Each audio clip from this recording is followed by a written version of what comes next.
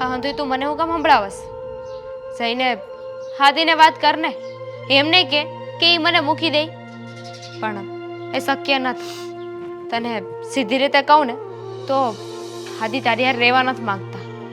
નફરત કરે છે તને, જરાય નથી ગમતી તું, પણ પરાણે તારી હારે રહેવું પડે એમ છે. ભૂલ છે તારી.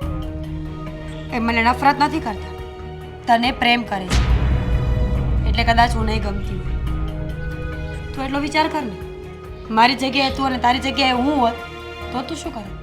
હોત તો ને, અને જો કદાચ હોત ને તો સીધી રીતે મારા ધણીને છૂટાછેડા આપી દેતી અને એમનું ઘર મૂકીને વહી જાત. કારણ કે આપણામાં તો કહેવાય છે ને, પતિ પરમેશ્વર હોય, એમની હંધેય ઈચ્છા આપણે પૂરી કરવાની હોય. જો મારો ધણી મારી હારે ખુશ જ ના હોત, એમને ખુશી ન હોત મારી હારે રહેવામાં, તો પછી પરાણે હું કામ એમની હારે રહું?